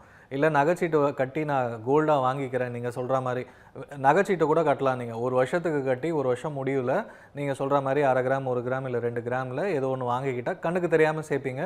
இன்னொன்று இந்த மாதமே பார்த்தீங்கன்னா கிட்டத்தட்ட பெரிய டிஃப்ரென்ஸ். ஆரம்பத்தில் ஒரு ரேட் இப்போ ஒரு ரேட் போனோம். 1 வருஷத்துலேயே 7,000 8,000 ரூபாய் ஏறி இருக்குது. அப்படின்னும் போது 1 வருஷத்துக்கு ஸ்ப்ரெட் பண்ணி கொஞ்சம் கொஞ்சமாக கட்டுங்க. நகைச்சீட்டு கண்டிப்பாக வேணும்னா வாங்க. பொண்ணு இருக்காங்க அப்படின்னா கல்யாணத்துக்காக இந்த மாதிரி அதுவும் 2-3 வருஷத்தில் கல்யாணம்னா இந்த மாதிரி பிளான் பண்ணுங்கள். அப்படி இல்லை வெறும் இன்வெஸ்ட்மெண்ட்டு தங்கம் ஏறிட்டே போகுது அப்படின்னு யோசிக்கிறீங்கன்னா அதுக்காக தான் நான் கொஞ்சம் வெயிட் பண்ணுங்கன்னு சொன்னேன். இல்லைனா நகைச்சீட்டோ இல்லை காயின்ஸாக கூட நீங்கள் வாங்கி வச்சுக்கலாம் கொஞ்சம் கொஞ்சமாக பணம் கட்டி. சரி, நன்றி. அடுத்த நேயர் பாலசுந்தரம் இடும்பாவனத்துலேருந்து. வணக்கம், உங்கள் கேள்வி கேளு. சார், நான் இடும்பாவனத்துலேருந்து பேசுகிறேன். வணக்கம். வணக்கம் சார். பேர் பாலசுந்தரம். இது தங்கத்தின் விலை இப்படி தொடர்ந்து ஏறிக்கிட்டே இருக்கு. இது தங்கத்தில் வந்து உலகம் தான் மதிப்பு போடணுமா? நம்ம நாட்டுக்கு அந்த மாதிரி மதிப்பு போடுற மாதிரி எல்லாம் ஒன்றும் கிடையாதா? நமக்கு அந்த மாதிரியான ஒரு இதெல்லாம் கிடையாதா? ஏன் தங்கத்தை மட்டும் உலக நாடுகள் மட்டும் எல்லாத்துக்கும் தங்கத்துக்கு மட்டும் வேலை அவங்க மதிப்பு போடுறாங்க, விவசாய பொருட்களுக்கு மதிப்பு போடுறதில்ல, மற்ற பொருட்களுக்கெல்லாம் மதிப்பு போடுறதில்ல, தங்கத்துக்கு மட்டும் ஏன் இது போன்ற மதிப்பு போடுறாங்களே? இதுக்கு வந்து ஒரு தடை கிடையாதா? நம்ம மத்திய அரசாங்கம் வந்து இதை வந்து ஒரு இது பண்ணக்கூடாதா? ஒரு கண்ட்ரோல்ல வச்சுக்க முடியாதா? ஆதங்கத்தை வெளிப்படுத்துறாரு. தங்கம் மட்டும் ஏன் வந்து உலக நாடெல்லாம் போடுறாங்க, நம்மளே பண்ணிக்க முடியாதா அப்படின்னு கேட்குறாரு. தங்கம் பார்த்தீங்கன்னா இந்தியாவில் வந்து நம்ம மேஜராக இம்போர்ட் தான் பண்ணுறோம். நம்ம ஊரில் வந்து தங்க சுரங்கங்கள் கிடையாது, ப்ரொடக்ஷன் கிடையாது. பெட்ரோல் எப்படி இம்போர்ட் பண்ணுறோமோ தங்கத்தையும் இம்போர்ட் தான் பண்ணிகிட்ருக்கோம். இன்னொன்று தங்கம் வந்து யூனிவர்சலாக வந்து ஒரு இடத்துல வந்து ரேட்டு இன்றைக்கி ரேட் என்ன அப்படின்றது இன்டர்நேஷ்னல் மார்க்கெட் ரேட்டு தான். ஸோ அதனால் நம்மளால் வந்து இந்தியன் கவர்மெண்ட்டால் கண்ட்ரோல் பண்ண முடியாது ரேட்டை. ஆனால் உள்ளே எடுத்துகிட்டு வரும்போது இம்போர்ட் டியூட்டின்னு ஒன்று போடுவாங்க. அது வந்து பார்த்திங்கன்னா 10% இருந்தது. போன வருஷம் அது 6% குறைச்சாங்க. மேபி அது இந்த வருஷம் இன்னும் கொஞ்சம் குறைக்கிறதுக்கான வாய்ப்புகள் இருக்குது. அது குறைஞ்சா மேபி ஒரு சில 100 இல்லை 1000 குறையிறதுக்கான வாய்ப்புகள் இருக்குது. சரி, நன்றி. அடுத்த நேயர் கும்பகோணத்துலேருந்து ஜெயக்குமார். வணக்கம், உங்கள் கேள்வி கேளு. சார் வணக்கம் சார், ஜெயக்குமார் பேசுகிறேன் சார். வணக்கம் சார். சார் வணக்கம் சார், பேசுங்க சார். வணக்கம் சார். சார், இப்போ நான் வந்து ஒரு ஜுவல்ல பேங்க்ல வச்சுட்டு ஒரு 5 lakhs வாங்கி வச்சிருக்கேன் சார். இப்போ நான் வந்துட்டு சில்வர்ல பண்ணலாமா கோல்டுல பண்ணலாமா சார்? ஏற்கனவே ஒரு நகையை வச்சு 5 லட்ச ரூபாய் வாங்கியிருக்காரு. அடுத்து அதை வச்சு தங்கம் வாங்கலாமா வெள்ளி வாங்கலாமான்னு கேட்குறேன். இப்போ வெள்ளியோட விலை பார்த்தீங்கன்னா அந்த ஏற்ற இறக்கங்கள் ரொம்பவே அதிகமாக இருக்கும். ஸ்டாக் மார்க்கெட்டு கூட கம்பேர் பண்ணிக்கோங்க. இன்னைக்கு 20 ரூபாய்க்கு குறைஞ்சது ஒரு கிராமு. தீபாவளி டைமில் 160 ரூபாய் கிட்ட தான் இருந்தது. 160 170 200 ரூபாய் வரைக்கும் போச்சு. திருப்பி குறைஞ்சது 160 வரைக்கும். இன்றைக்கி பார்த்தீங்கன்னா 420 430 தாண்டி போயிட்டுருக்கு. இன்றைக்கி மறுபடியும் 405 ரூபாய் வந்திருக்கு. இந்த அளவுக்கு ஏற்ற இறக்கங்கள் இருக்கும்போது அதை நம்பி நீங்கள் வந்து முதலீடு பண்ணி அதில் ரிட்டர்ன்ஸ் வரலன்னா இல்லை குறைஞ்சதுன்னா நமக்கு வந்து கடனை வந்து அடைக்கணும் வேறு. அதனால் பெரிய ரிஸ்க், இதுதான் ரிஸ்க்குன்னு சொல்கிறோம். நம்ம ரிஸ்க்கு எடுக்காமல் எப்படி லாபம் பார்க்குறது அப்படின்னு இன்றைக்கி ஒரு கேள்வியோடு தான் நம்ம ஆரம்பித்தோம். நம்ம வந்து ஸ்டாக் மார்க்கெட்னால் ரிஸ்க்குன்னு பேசுவோம். ஆனால் தங்கத்துலேயும் சில்வர்லேயும் ரிஸ்க் இல்லைன்னு எல்லாரோட நினப்பு. ஆனால் அதுதான் இன்றைக்கி பார்த்தீங்கன்னா ஒரு நாளைக்கு 850 ரூபாய் குறைஞ்சிருக்கு. குறைஞ்சா வாங்கணும் தான் நினைக்கிறோம், ஏறினா ஏறிட்டே போதே வாங்கணும் தான் நினைக்கிறோம். இந்த இது வந்து ஸ்டாக் மார்க்கெட்டில் யாருக்குமே வராது. பட் தங்கத்தை பொறுத்த வரைக்கும் ஒரு அசட்டு. சப்போஸ் திடீர்னு வந்து இது 1980 வந்து இந்த மாதிரி ஒரே நாளில் சேஞ்ச் ஆச்சு யூஎஸோட ஒரு டெசிஷனில். ஸோ அது குறைஞ்சதுன்னா நீங்கள் வச்ச லோனுக்கும் வந்து நீங்கள் அதிகப்படியான இன்ட்ரெஸ்ட் கட்ட வேண்டியிருக்கும், இல்லைனா மறுபடியும் மாற்றுற மாதிரி இருக்கும். ஸோ அதனால் தங்கத்தை அடமானம் வச்சு அது மூலமாக மறுபடியும் தங்கம் வாங்கணும்னு நினைக்கிறத என்னை கேட்டிங்கன்னா மிகப்பெரிய ரிஸ்க்குன்னு சொல்லுவேன். ஏன்னா தங்கம் வேல்யூ குறைஞ்சதுன்னா நீங்கள் கட்ட வேண்டிய இன்ட்ரெஸ்ட் உடனே பேங்க்ஸ் வந்து அதிகரிப்பாங்க, உடனே கட்ட சொல்லுவாங்க. வருஷ முடிவில் நீங்கள் மறுபடியும் கட்டணும். உங்ககிட்ட பணம் இல்லைன்னா மாட்டிப்பீங்க. ஸோ அந்த மாதிரி நிறைய பேர் பண்ணுறதை நானும் கேள்விப்படுறேன். அதை அவாய்ட் பண்ணுறது நல்லதுன்னு சொல்லுவேன். சரி, அடுத்த நேயர் திருமலைச்சாமி உடுமலைப்பேட்டையிலேருந்து. வணக்கம், உங்கள் கேள்வி கேளு. சார் வணக்கம் சார். வணக்கம் சார். வணக்கம் சார். வெள்ளி வந்து இவ்வளவு விலை உயர்வுக்கு காரணம் வந்து எலக்ட்ரிக் வெஹிக்கிள்ஸுக்காக ரொம்ப யூஸ் பண்றாங்க, அதனாலதான் இப்படி ஏறுதுன்னு சொல்றாங்களே, அது உண்மையா சார்? ஈவிலையும் யூஸ் பண்ணுறாங்க, 5G டெக்னாலஜிலையும் சில்வருக்கான முதலீடு சில்வர் தேவை இருக்குது. அதே மாதிரி எலக்ட்ரிக் வெஹிக்கிள் தாண்டி சோலார்லேயும் வந்து சில்வருக்கான தேவை இருக்குது. கிட்டத்தட்ட இந்த சோலார்லலாம் ஒரு 50% இண்டஸ்ட்ரியல் டிமாண்ட் இருக்கிறதுனால அது ஒரு பக்கம். இன்னொன்று வந்து சைனாவில் வந்து மைனிங் ஆக்டிவிட்டி வந்து எக்ஸ்போர்ட் பண்ணுறதை கண்ட்ரோல் பண்ணுறாங்க. ஸோ அதனால் டிமாண்டு உலகத்தில் அதிகரிக்குது. கோல்டு மைன் பண்ணுறதை விட சில்வர் மைன் பண்ணி வெளியில் எடுக்கிறது ரொம்பவே கஷ்டமான விஷயம். அந்த சப்ளை வந்து டிமாண்ட் அதிகமாக இருக்குது, சப்ளை கம்மியாக இருக்குது. இதுதான் வந்து சில்வர் அதிகரிக்கிறதுக்கான காரணம். கடந்த ஒரு மாதத்தில் அதிகரித்தது வந்து யாருமே எதிர்பார்க்காதது. அந்த டிமாண்ட் வந்து அந்த சைனாவோட எக்ஸ்போர்ட் கண்ட்ரோல் தான் ஒரு முக்கியமான ஆக்டிவிட்டியாக எல்லோரும் பார்த்துட்ருக்காங்க. ஸோ என்ன கேட்டிங்கன்னா வெயிட் பண்ணுற இண்டஸ்ட்ரியல் டிமாண்ட் குறைஞ்சிது அப்படின்னு பார்த்தீங்கன்னா ஆட்டோமேட்டிக்காக சில்வர் ப்ரைஸ் கிராஷ் ஆகும். இதுவுமே முன்னாடி நடந்திருக்கு மெட்டல்ஸில். சரி, நன்றி அழைத்தமைக்கு. சார், இப்போ எல்லாருக்கும் இருக்க கேள்வி என்னென்னா, ஒரு வருஷம் மார்க்கெட் நல்லாயிருக்கு, இன்னொரு வருஷம் தங்கம் வருது, இன்னொரு வருஷம் வெள்ளி வருது. ஸோ இது ஒரு சைக்கிளாக இருக்குது. இந்த சைக்கிளை ப்ரெடிக்ட் பண்ண முடியுமா? யாராலையும் ப்ரெடிக்ட் பண்ண முடியாது. அதனால தான் வந்து அசட் அலோகேஷன் சொல்லுவோம். நம்ம ஈக்விட்டியில் ஒரு போர்ஷன் போட்டுகிட்டே வரீங்கன்னா கோல்டில் ஒரு போர்ஷன் போட்டுட்டு வாங்க. நம்ம ஊரில் பார்த்திங்கன்னா கோல்டு வந்து பை டிஃபால்ட் கல்யாணத்தில் ஒரு பெருசாகவே நிறைய வீட்டில் பண்ணுவாங்க. எந்த வீடாக இருந்தாலும் கண்டிப்பாக தங்கம் வந்து இருக்கும். ஸோ அதனால் ஒரு போர்ட்ஃபோலியோ 100 ரூபாய் இருக்குது நம்மக்கிட்டனா ஒரு 10 ரூபா வரைக்கும் கோல்டு வச்சுக்கலான்னு சொன்னாங்க. இப்போ இருக்கிற காலகட்டத்தில் ஒரு 15 ரூபாயிலேருந்து 20 ரூபா வரைக்கும் கூட கோல்டாக வச்சுக்கோங்க. மீதி வந்து ரியல் எஸ்டேட்டில், மீதி வந்து ஸ்டாக் மார்க்கெட்டில், இல்லை மியூச்சுவல் ஃபண்டில். மியூச்சுவல் ஃபண்டு வந்து சேஃப், அதில் போடலாம். ஸோ கோல்டும் இருக்குது, நீங்கள் சொன்ன மாதிரி எல்லா சைக்கிளையும் கவர் ஆகிடும். இது வந்து மியூச்சுவல் ஃபண்ட்லேயே பார்த்தீங்கன்னா மல்டி அசட் அலோகேஷன் ஃபண்ட் அப்படின்னு ஒன்று இருக்குது. ஸோ கோல்டு சில்வர் ஒன்று வந்துடும். மெட்டல்ஸில் ஈக்விட்டி இருக்குது, ஃபிக்ஸட் இன்ஸ்ட்ருமெண்ட் கேஷு, கவர்மெண்ட் பாண்ட்ஸ்லாம் வந்துடும். ஸோ மூணுமே இருக்கிறதுனால பார்த்தீங்கன்னா ஆட்டோமேட்டிக்காக வந்து உங்களுக்கு சைக்கிள் எல்லாமே கவர் ஆகிடும். ரிட்டர்ன்ஸும் வந்து சேஃபாக இருக்கும். அதாவது எந்த சைக்கிள் நல்லா போதோ அதுக்கேற்ற மாதிரி அந்த ஃபண்ட் மேனேஜரே பார்த்துப்பாரு. ஸோ நீங்கள் ஒரு லாங் டேர்மில் இருக்கும்போது உனக்கு எல்லாத்தையும் கேப்சர் பண்ணி சேஃபான ஒரு ரிட்டர்ன்ஸ் வரதுக்கான வாய்ப்புகள் அதில் இருக்குது. சரி, ஒன்றே இருக்காங்க, பேசிடுவோம். ரம்யா குஜராத்லேருந்து. வணக்கம், உங்கள் கேள்வி கேளுங்க. ஹலோ, வணக்கம் மேடம். சார், நான் என் பேர் வந்து ரம்யா. டிவி வால்யூம் மியூட் பண்ணிடுங்க. கம்மி பண்ணி சார் பேசுங்க. ஹலோ, தொடர்ந்து பேசுங்க. சார், இப்போ பார்த்தீங்கன்னா என் பேர் ரம்யாங்க சார். நான் வந்து குஜராத்லேருந்து நான் பேசுகிறேங்க சார். இப்போ எங்கிட்ட வந்து ஒரு சேவிங்ஸ் மணி இருக்கு. ஆனால் நான் வந்து எனக்கு வந்து பிட்காயின் பற்றி எனக்கு எந்த இதுவும் அவ்வளோக்கா நாலேஜ் கிடையாது. பிட்காயினில் வந்து இன்வெஸ்ட் பண்ணாங்களா இப்போ இருக்கிற சுச்சுவேஷன் படி? பிட்காயின் பார்த்தீங்கன்னா ரிஸ்க் அதிகம். இப்போ நீங்கள் வந்து ரெகுலேஷன்ஸும் வந்து இன்னும் கிளியராகவே நம்ம இந்தியாவில் இன்னும் சொல்லலை. அங்கீகாரம் இல்லை சார், அங்கீகாரம் இல்லை. அதனால் டாக்ஸேஷன் மட்டும்தான் சொல்லியிருக்காங்க. நீங்கள் பணத்தை போட்டுட்டு வெளியில் எடுக்க போகிறீங்கன்னா கண்டிப்பாக 30% டேக்ஸ் கட்டணும் அப்படின்றது மட்டும்தான் சொல்லியிருக்காங்களே தவிர முதலீடு பண்ணலாமா இல்லையா, அது என்ன ஆகும், பணம் போச்சுன்னா வந்து நீங்கள் யாரையுமே கேட்க முடியாது. நீங்களாக இன்வெஸ்ட்மெண்ட் பண்ணுறது நீங்களாக ரிஸ்க் எடுக்கிறதுக்கு சமம். நீங்கள் சேவிங்ஸ் பண்ணியிருக்கேன்னு சொல்கிறதுனால அதை வந்து ஒரு மியூச்சுவல் ஃபண்ட்லேயோ ஒரு ஈவன் ஆர்டி ரெக்கரிங் டெபாசிட் மாதிரி போஸ்ட் ஆஃபீஸில் கூட போட்டு வைங்க. சேஃபாக உங்ககிட்ட பணம் இருக்கும். பிட்காயினில் போட்டுட்டு அது ஏறுமா இறங்குமா என்ன ஆகும்னு தெரியாது. அதனால் அவாய்ட் பண்ணுறது நல்லதுன்னு சொல்லுவேன். சரி, நன்றி அழைத்தமைக்கு. சார், பெரும்பாலானவர்கள்ட்ட ஒரு நேரம் வந்துட்டாங்க. வேலூர்லேருந்து ஸ்ரீஹரன். வணக்கம், உங்கள் கேள்வி கேளு. ஹலோ, வணக்கம் சார். வணக்கம் சார். வணக்கம் சார். நான் வேலூர்லேருந்து ஸ்ரீதரன் பேசுகிறேன் சார். சொல்லுங்கள் சார். சார், நான் வந்து எனக்கு சீட்டு கட்டியிருக்கேன். ஒரு 50,000 rupees பணம் எனக்கு வர வேண்டியது இருக்குது சார். ஸ்ரீஹரன் இல்லை, ஸ்ரீதரன். 50,000 rupees எனக்கு பணம் வர வேண்டி இருக்குது. என்னை வந்து கோல்டு வாங்கிக்கங்க அந்த பணத்துக்குன்றாங்க. இப்போ நான் நாளைக்கு வாங்கிக்கலாமா இல்ல வந்து இன்னும் கொஞ்சம் பொறுத்து வாங்கலாமான்னு சொன்னீங்கன்னா போதும் சார். தேங்க்யூ. சீட்டு கட்டியிருக்காரு சார் 15 ரூபாய்க்கு. அவங்க கோல்டாக வாங்கிக்க சொல்கிறாங்களாம். வாங்கிக்கலாமா இல்லை நான் வேறு என்ன பண்ணுறதுன்னு கேட்குறேன். சீட்டு முடியுதுன்னா கோல்டாக வாங்கிக்கலாம். ஏன்னா ஃப்யூச்சரில் இன்னும் ப்ரைஸ் அதிகமாச்சுன்னா உங்களுக்கு கிடைக்க போகிற அமௌண்ட்டு குறையும். ஏன்னா 15,000 ரூபாய்க்கு ஒரு இப்போ 17,000 கிட்ட போயிடுச்சு கிராமு. இப்போதைக்கு ஒரு கோல்டு வாங்கிடுவீங்க, 1 கிராம் கோல்டு வாங்க முடியும். அது 19,000 போச்சுன்னா இன்னும் வந்து உங்களுக்கு குறையும். அது ஏறுமானம் தெரியாது, இறங்குமானம் தெரியாது. என்ன கேட்டிங்கன்னா முடிஞ்சுது, அது மெச்சூரிட்டி ஆயிடுச்சுன்ற கணக்கில் இப்போவே போய் வாங்கிக்கிறது நல்லது சார். வாங்கிக்கோங்கன்னு சொல்லு. சரி, நன்றி. அடுத்த நேயர் ராஜமாணிக்கம் திருப்பூர்லேருந்து. வணக்கம், உன் கேள்வி கேளு. வணக்கம் சார், நான் ராஜமாணிக்கம் திருப்பூர்லேருந்து பேசுகிறேன் சார். வணக்கம் சார். சார் எங்களுக்கு ஒரு 10 லட்ச ரூபா அமௌண்ட் இருக்குங்க சார். ஹலோ, சொல்லுங்க சார். வால்யூமை மியூட் பண்ணிடுங்க. 10 லட்ச ரூபாய்க்கு ஒரு நீண்ட கால இதில் கோல்டில் இன்வெஸ்ட் பண்ணலாமான்ட்டு கேட்குறேங்க சார். ஒரு 3 வருஷம் 4 வருஷத்துக்கு எங்களுக்கு அதில் அக்கறை இல்லைங்க. அது எதாவது லாபம் வருமா எப்படின்னு கேட்குறேன். எதில் இன்வெஸ்ட் பண்ணலாமான்னு கேட்குறீங்க? கோல்டு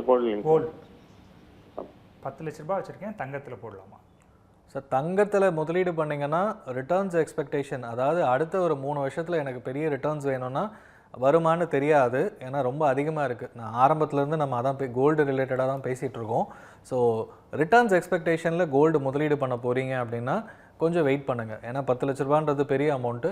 வேணும்னா அதில் ஒரு 20% ஒரு 2 லட்ச ரூபா வரைக்கும் கோல்டாக வாங்கிக்கோங்க. மீதியை வந்து நீங்கள் மற்ற முதலீடுகளில் பிளான் பண்ணிவிட்டு நீங்கள் இன்வெஸ்ட்மெண்ட் பண்ணலாம். ஸோ தட் லாங் டேர்மில், ஏன்னா இவ்வளோ பணம் சேர்த்து வச்சுருக்கீங்கன்னும் போது ஒரு 5 வருஷத்தில் நல்லபடியாக ரிட்டர்ன்ஸ் தரணும். ஸோ எந்த ஒரு இன்வெஸ்ட்மெண்ட்டாக இருந்தாலும் பிரித்து முதலீடு பண்ணுங்கன்னு சொல்லுவோம்.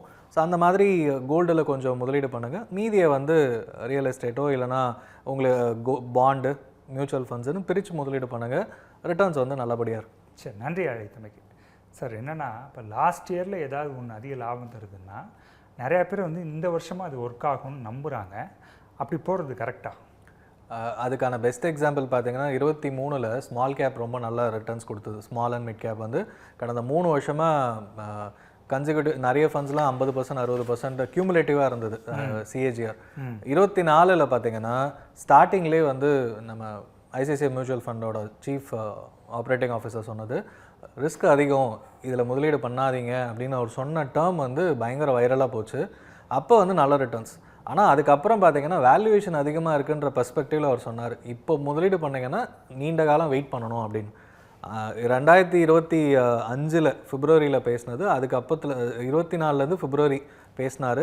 25 பிப்ரவரியிலேருந்து இன்றைய தேதி வரைக்கும் மிகப்பெரிய ரிட்டர்ன்ஸ்லாம் கிடையாது. ஒரு சிங்கிள் டிஜிட் ரிட்டர்ன்ஸு.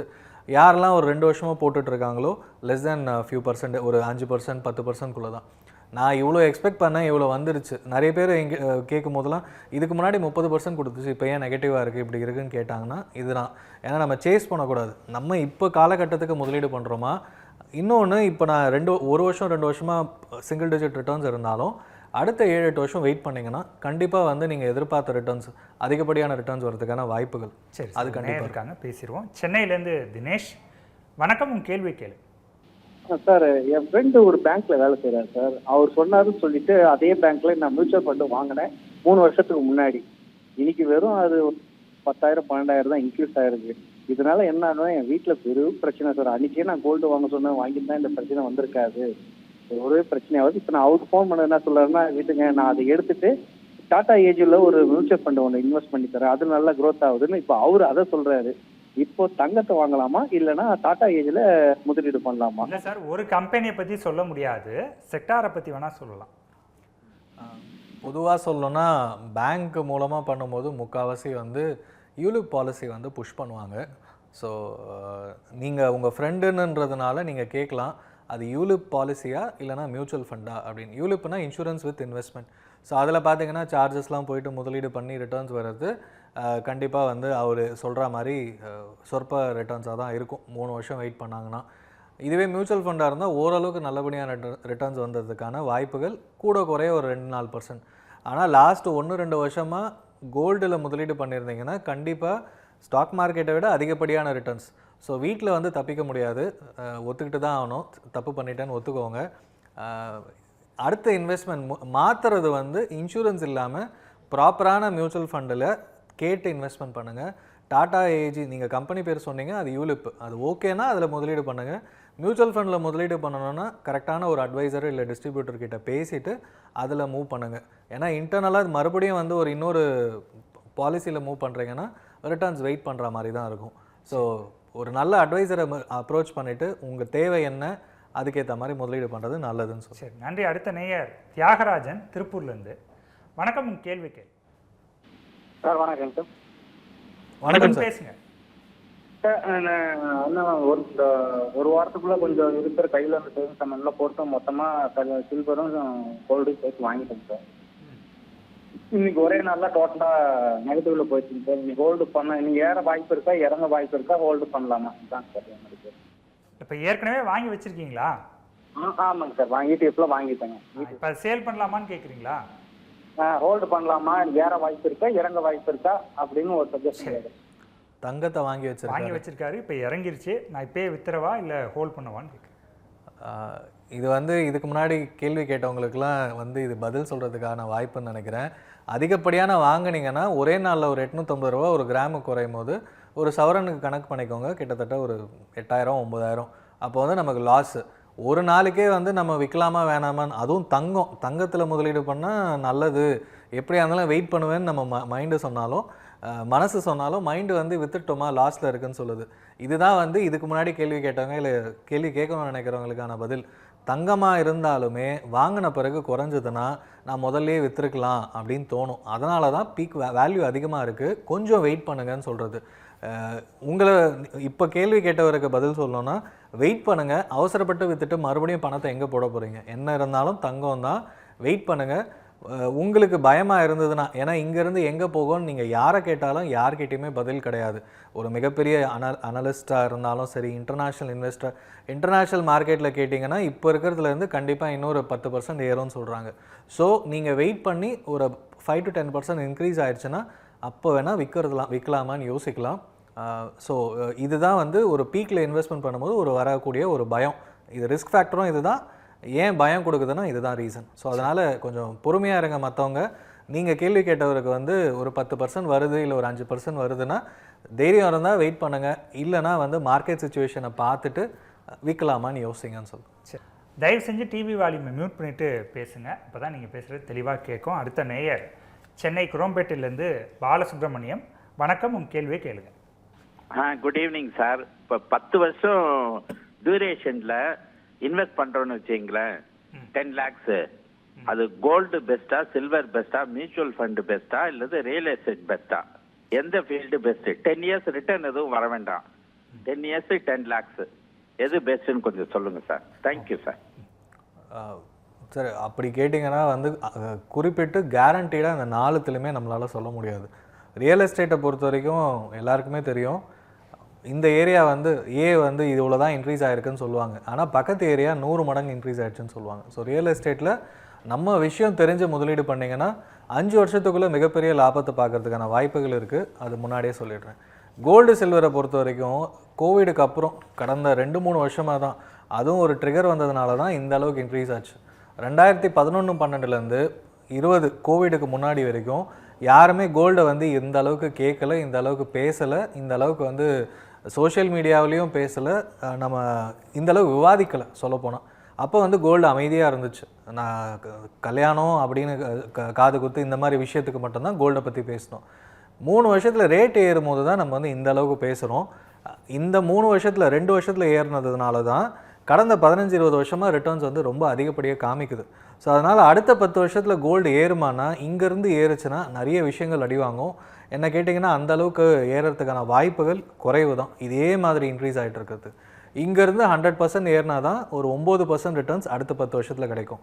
ஸோ அப்போ அடுத்த 10 வருஷத்துக்குள்ளே கோல்டு ஒரு 35,000-40,000 ஒரு கிராமுக்கு ஏறணும் அப்படின்னா அது சாத்தியமா அப்படின்றது ஒரு கேள்விக்குறி தான். நிறைய ஃபேக்டர்ஸ் இருக்குது அது போய் ரீச் ஆகிறது 10 வருஷத்தில். சில்வரும் அதே மாதிரி தான். என்ன தான் இண்டஸ்ட்ரியல் டிமாண்டுனாலும் யாராலையும் ஃபோர்காஸ்ட் பண்ண முடியல. 2030க்குள்ளே ஒரு வேல்யூ சொன்னாங்க.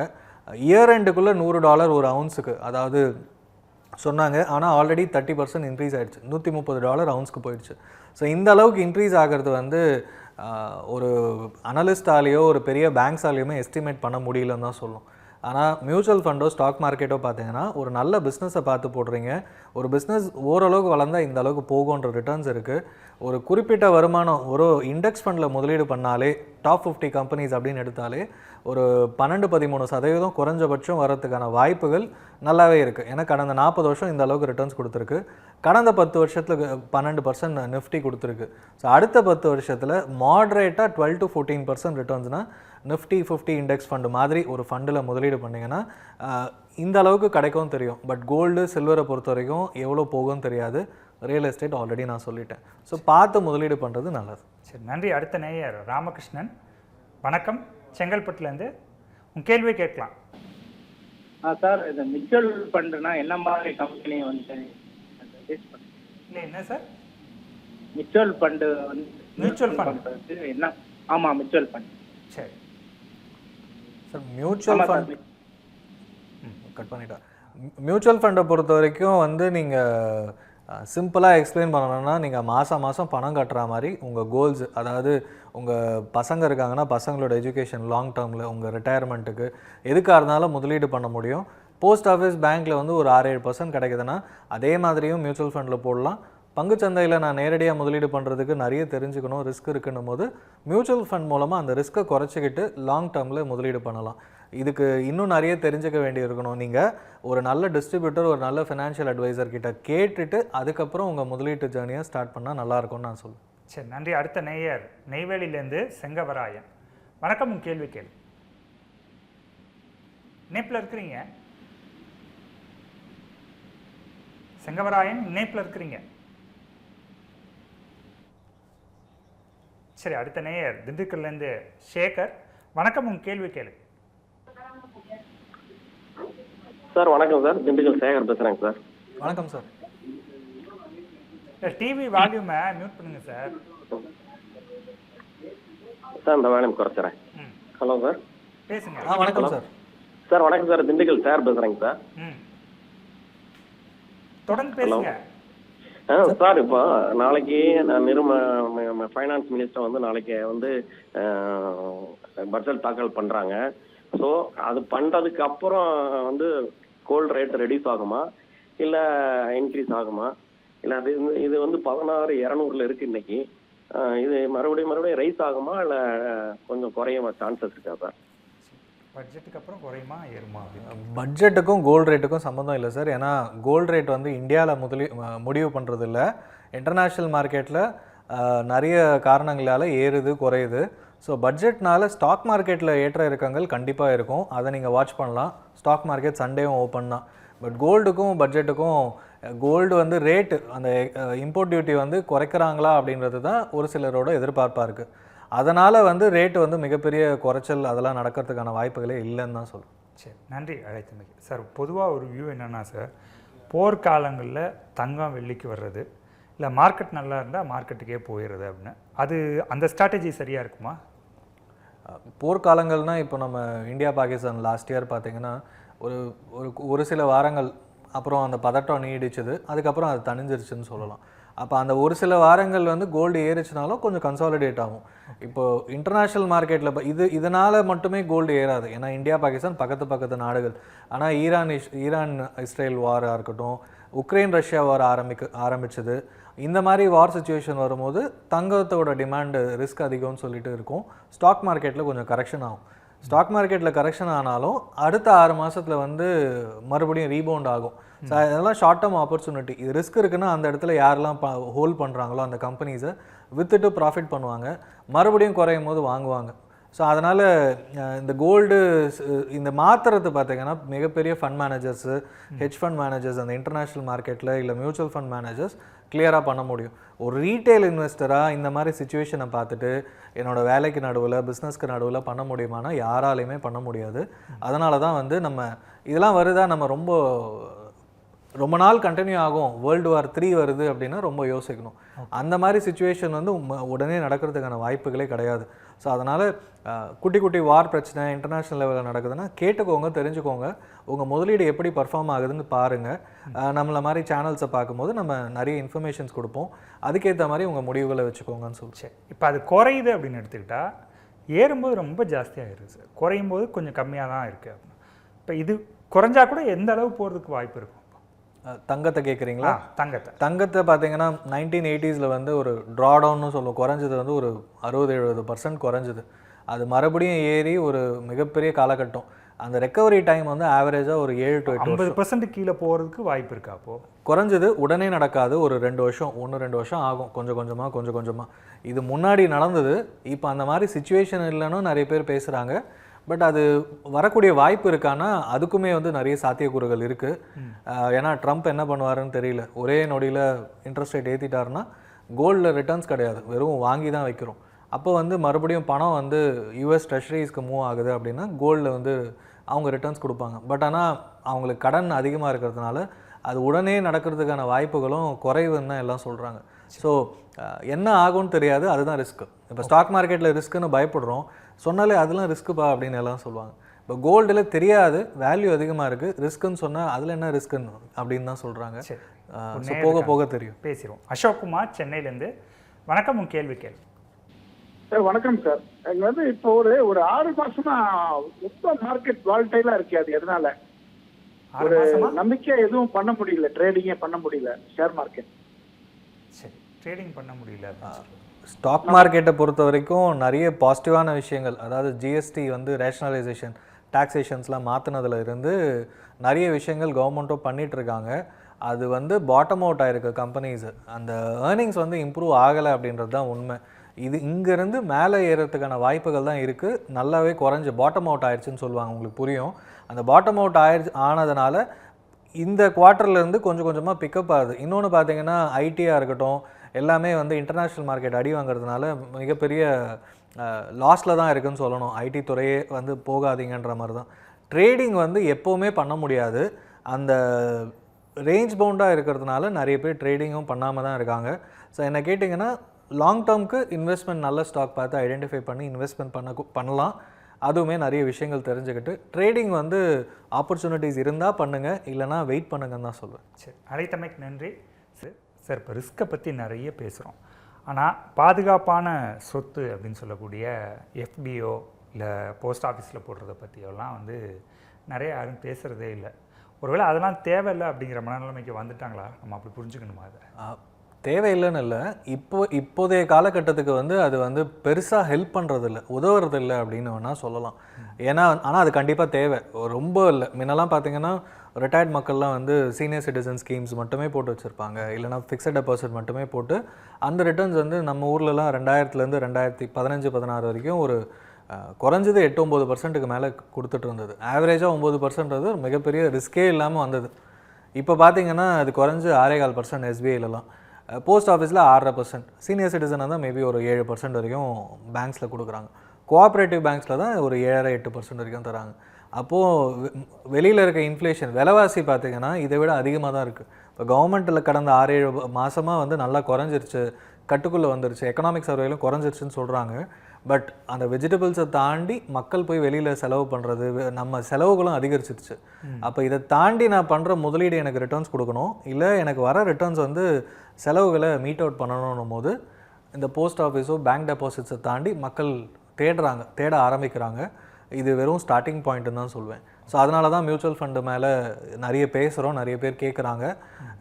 அதனால தான் இப்போ தங்கம் இவ்வளோ ஏறிச்சு, நான் போட்டு வச்சுருக்கலாமேன்னு ஃபீல் பண்ணுறதும் அதனால தான். ஸோ டைவர்சிஃபைடாக கண்டிப்பாக வேணும். எஃப்டியும் கொஞ்சம் வச்சுக்கோங்க, மியூச்சுவல் ஃபண்டும் கொஞ்சம் வச்சுக்கோங்க.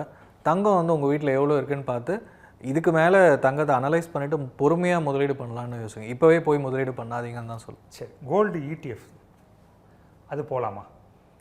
கோல்டு ETF ஈஸியான வழி. அதாவது ஒரு 130 ரூபா 140 ரூபா இருந்தால் ஒரு 0.01 கிராம் நம்மளால் அக்யூமுலேட் பண்ண முடியும். இப்போது நினச்சாலும் கொஞ்சம் கொஞ்சமாக, இப்போ தங்கத்தை போய் 1 கிராம் வாங்கணும், இல்லை சீட்டு கட்டி எவ்வளோ கிடைக்கும், ஒரு நகையாக வாங்கணும், காயினாக வாங்கணும்னு யோசிக்கிறதுக்கு பதில் அடுத்த 5 வருஷம் 10 வருஷம் வந்து என் போர்ட்ஃபோலியோவில் கோல்டு இருக்கணும் அப்படின்னு எல்லாருமே பேங்க்ஸ் சொல்கிறதுனால, எல்லா சென்ட்ரல் பேங்க்ஸும் ஆர்பிஐ மாதிரி எல்லாரும் வச்சுருக்கிறதுனால கொஞ்சம் கொஞ்சமாக நீங்கள் வந்து தங்கத்தில் முதலீடு பண்ணலாமான்னு கேட்குறவங்க கோல்டு ETF முதலீடு பண்ணலாம், இல்லை கோல்டு மியூச்சுவல் ஃபண்ட்.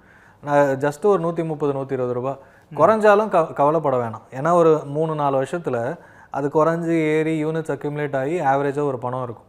ஒரு 5 to 10 இயர்ஸில் கண்டிப்பாக ஒரு நல்ல ரிட்டர்ன்ஸ் எதிர்பார்க்கலாம்.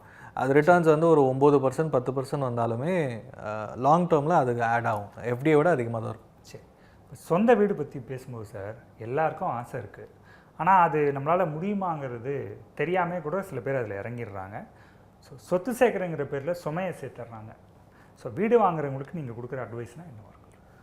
என்னோட இஎம்ஐ வந்து ஓவரால் ஃபேமிலி இன்கம்னு எடுத்துக்கலாம்.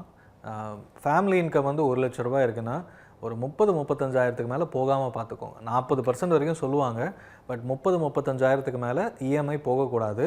அதை தாண்டி வந்து நீங்கள் கார் லோனு, பர்சனல் லோன் எடுத்து, அதாவது எத்தனை லோன்ஸ் இருந்தாலும் ஓவராலாக 35,000க்கு மேலே எக்ஸீட் ஆகாமல் போகாமல் பார்த்துக்கோங்க. ஏன்னா இந்த கோவிட் டைமில் இன்ட்ரெஸ்ட் ரேட் கம்மியாக இருக்குன்னு நிறைய பேர் வாங்கிட்டாங்க வீடு, ரெண்ட்டுக்கு பதில் இஎம்ஐ அப்படின்னு. ஆனால் இன்ட்ரெஸ்ட் ரேட் ஏற்றும் போது ஒரு எக்ஸ்ட்ரா 2,000-3,000மே நிறைய ஃபேமிலியால் மேனேஜ் பண்ண முடியாமல் கஷ்டப்பட்டாங்க. வீடு வாங்கிட்டு விற்றுட்டு அதுக்கப்புறமா பரவாயில்லன்னு வெளியில் வந்தவங்கலாம் இருக்காங்க. ஸோ அதனால் 30-35,000க்கு மேலே எக்ஸீட் இருக்கிற எல்லா லோனும் சேர்த்து வீடு வாங்கிட்டோன்னு கார் வாங்கணும் அது இதுன்னு யோசிக்காமல் ஒரு டிசிப்ளின் இருந்து அதை க்ளோஸ் பண்ணுறதுக்கான பிளானும் உங்ககிட்ட இருக்கணும். வாங்கிறதுக்கு முன்னாடி சொந்த வீடுன்னு யோசிக்கிறோம், வாங்கின பிறகு நான் கட்டுற லோனுக்கான இன்ட்ரெஸ்ட் வந்து டபுளாக இருக்குது அப்படின்னு அப்புறம் தான் யோசிக்கிறோம். இப்போ நிறைய சேனல்ஸ் வந்துருச்சு, நிறைய பேசுகிறோம் டிவியில் எல்லா இடத்துலையும். அப்போ வந்து இந்த விஷயத்தை தெரிஞ்சுக்கோங்க. நீங்கள் 50 லட்ச ரூபா லோன் வாங்கினீங்கன்னா கட்டி முடிக்கும் போது ஃபுல்லாக கட்டினா 1 கோடி ரூபாய்க்கு ஆகிடும். அப்போ அது 1 கோடின்னு யோசிக்காமல் எனக்குன்னு ஒரு வீடு, சொந்த வீடு அப்படின்ற தாட் ப்ராசஸ் கடைசி வரைக்கும் இருந்தால் மட்டும் வாங்குங்க. அது யாராக இருந்தாலும் சரி. ஸோ அதனால் அந்த ஒரு மைண்ட் செட்டோட வீடு வாங்குறதா இருந்தால் ரிஸ்க் எடுங்க. இல்லைனா வெயிட் பண்ணுங்கள், அடுத்த ஒரு 5 வருஷம் 10 வருஷத்தில் பிளான் பண்ணி இன்வெஸ்ட்மெண்ட் பண்ணுங்கள். அந்த டவுன் பேமெண்ட் பணம் அதிகரிக்கும், உங்கள் இன்கம் இன்க்ரீஸ் பண்ணிக்கோங்க. அப்போ ஈஸியாகவே இன்னும் வீடு வாங்க முடியும். சரி, கடனை பற்றி பேசும்போது சார் அது எப்படி கட்டுப்பாட்டுக்குள்ளே வச்சுக்கிறது? என்னோட கண்ட்ரோலில் தான் என் கடன் அப்படின்றது. அதிகம் ஆசைப்படாமல் இருக்கணும்னு சொல்லலாம், அது ரொம்பவே கஷ்டம் இப்போ இருக்கிற சூழ்நிலையில். ஸோ வந்து நான் எவ்வளோ கடன் வச்சுருக்கேன் ஒரு மாதத்துக்கு அப்படின்ற கணக்கு இருக்கணும். ஈஸியாக இஎம்ஐஸ் வந்துடுச்சு, ஒரு மொபைல் ஃபோன்லேருந்து எதுவாக இருந்தாலும் உங்களுக்கு 500-1000 ரூபாயிலேருந்து இஎம்ஐ வந்துடுறதுனால நம்ம கண்ணுக்கு தெரியாமல் ஆட் ஆகிடும். ஸோ அதனால் எனக்கு ஓவரால் இஎம்ஐ கால்குலேஷனும் வந்து நம்ம வாட்ச் பண்ணிகிட்டே இருக்கணும்னு சொல்லுவேன். ஸோ சின்ன சின்ன பொருட்கள்லாம் இஎம்ஐ வாங்குறத விட்டுட்டு லாங் டேர்முக்கு கோல்ஸ் இன்வெஸ்ட்மெண்ட்டும் ஈக்குவலாக வச்சுருக்கேனா அப்படின்றது தேவை. ஒரு கட்டுக்குள்ளே தாண்டி போதுன்னா கிரெடிட் கார்ட்ஸ் அதிகமாக யூஸ் பண்ணுறதை கண்ட்ரோல் பண்ணுங்கள். ஏன்னா நிறைய பேர் கிரெடிட் கார்ட்லேருந்து தான் இஎம்ஐ ஸ்டார்ட் ஆகும், இல்லை பர்சனல் லோன் வாங்குவாங்க. இப்போலாம் 5,000 ரூபாய் 10,000 ரூபாய்க்கு மொபைல் ஆப்லலாம் லோன்ஸ் அப்ளை பண்ணுறவங்களாம் அதிகமாக இருக்காங்க. ஸோ அதனால் கடன் வந்து தேவையானது. என்னோட கடன் வாங்கினா எனக்கு அப்ரிஷியேட் ஆகும் asset. Best example home loan வாங்கினா கண்டிப்பாக என்கிட்ட ஒரு சொத்து செய்கிறது, அது கட்டி முடிக்கும் போது எனக்குன்னு ஒரு அசட் இருக்குது, அதனால் வாங்கலாம். பட் ஆனால் சும்மா ஒரு மொபைல் வாங்குறதுக்கெலாம் நான் இஎம்ஐ போட்டுகிட்டே இருப்பேன், பெட்டராக இருக்குதுன்னு யோசிச்சிங்கன்னா கண்டிப்பாக வந்து நீங்கள் வந்து இஎம்ஐக்கு மாட்டிக்கிட்டீங்கன்னு தான் அர்த்தம். ஸோ அதனால் அப்ரிஷியேட் ஆகிற அசட்டுக்கு மட்டும் லோன் வாங்கணும்னு முடிவு பண்ணி. சரி சார், இப்போ நம்ம நகர்ப்புறத்தை பொறுத்த வரைக்கும் ஓகே, கொஞ்சம் இதை பற்றின புரிதல் இருக்குது. ஆனால் கிராமத்தில் இருக்கவங்களுக்கு மார்க்கெட் பற்றியோ இன்வெஸ்ட்மெண்ட் பற்றியோ பெரிய புரிதல் இல்லையோ அப்படிங்கிறது தான் நம்மளால் பார்க்க முடியுது. இப்போ அவங்கெல்லாம் இன்வெஸ்ட் பண்ணணும் அப்படின்னா என்ன செய்யலாம்?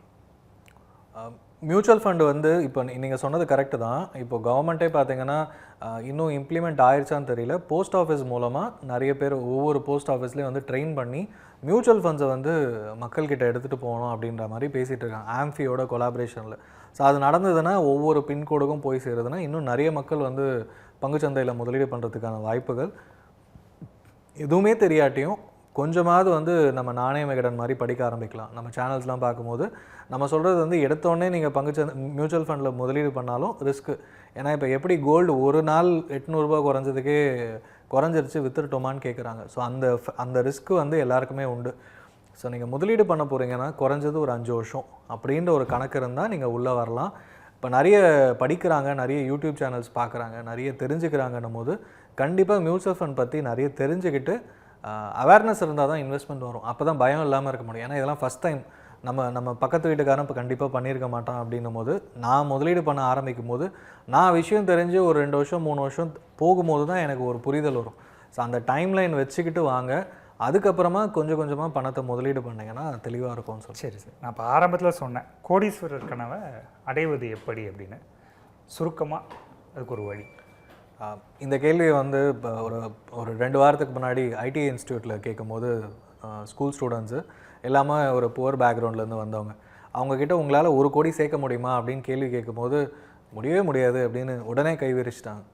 ஆனால் ஒரு 1000 ரூபாயிலேருந்து உங்களால் சேர்க்க முடியும் அப்படின்னு சொன்னோடனே எப்படி அப்படின்னு கேட்டாங்க. ஸோ எனக்கும் வந்து அது ஃபஸ்ட் டைம் நல்லா அப்புறமா எக்ஸ்பிளைன் பண்ணும்போது எனக்கும் வந்து நல்லபடியாக தோணுச்சு. 1000 ரூபாய் ஆரம்பிங்க, வருஷம் ஏர்ன் பண்ண ஆரம்பித்ததுலேருந்து வருஷம் ஒரு 10%, அதுக்கு அடுத்த வருஷம் 10% இன்க்ரீஸ் பண்ணிவிட்டு ஒரு 25-26 வருஷத்தில் பார்த்தீங்கன்னா கண்டிப்பாக உங்களால் வந்து 1 கோடி அச்சீவ் பண்ண முடியும். கட்டின பணம் என்னவோ ஒரு சில லட்சங்கள், அதுவுமே வந்து ஸ்ப்ரெட் அவுட் ஆகி ஒரு 25-28 வருஷத்துக்கு கட்டுறோம். ஸ்டெப் அப் எஸ்ஐபி மியூச்சுவல் ஃபண்டில் தான் சொல்லுவோம். கண்டிப்பாக உங்களால் 1 கோடி. அண்ட் படிக்க ஆரம்பித்து உங்கள் ஸ்கில்ஸை டெவலப் பண்ணிக்கிட்டே போயிட்டீங்கன்னா உங்கள் இன்கம் இன்க்ரீஸ் ஆகும். ஸோ சிம்பிள் ஸ்ட்ராட்டஜி, ரொம்ப காம்ப்ளிகேட் பண்ண ரொம்ப வருஷம் ஆகணுமேனா நீங்கள் சாகிற வரைக்கும் இல்லை, ஒரு 22-23 வயசில் ஆரம்பிக்கிறீங்க, ஒரு 1000 ரூபாய், ஒரு 15,000 சம்பாதிக்க ஆரம்பித்தாலும் ஒரு 1000 ரூபாய் யாராலையும் முதலீடு பண்ண முடியும். 50 வயசுக்குள்ளே 1 கோடி. ஸோ ஒரு வருஷத்துக்கு ஒரு 1000 ரூபான்னு நீங்கள் ஸ்டார்ட் பண்ணாலுமே வந்து ஒரு 3-4 கோடி வந்து ஈஸியாக எல்லாராலையும் சேர்க்க முடியும். சிம்பிளாக யோசிங்க, ரொம்ப காம்ப்ளிகேட் பண்ணிக்காமே இருக்கலாம். சரி, நன்றி சார், நிகழ்ச்சியில் பங்கேற்று. நன்றி நேயர்களே, மீண்டும் அடுத்த வாரம் சந்திக்கலாம். நன்றி, வணக்கம். இன்வெஸ்ட்மெண்ட் சேலஞ்சுக்கு ரெடியா? ஷேர் மார்க்கெட்ல 60% லாபம் உறுதியா? High risk. இதே போல சென்னை சிட்டி லிமிட்குள்ள மார்க்கெட் பிரைஸ் 4000 இருக்கிற இடத்துல உங்களுக்கு வெறும் 1690 per square feetக்கு பிளாட் கிடைக்குமா? 100% கேரண்டியா கிடைக்கும். Yes, launching G Square Plots at காரனோட நியர் ரெட் ஹில்ஸ். இதை விட கம்மியான பிரைஸ்ல வேற எங்கயாவது பிளாட் காமிச்சீங்கன்னா வெறும் 1 ரூபாய் கொடுத்து ஒரு பிளாட்டை சொந்தமாக்கிக்கோங்க. For bookings call 8939750009.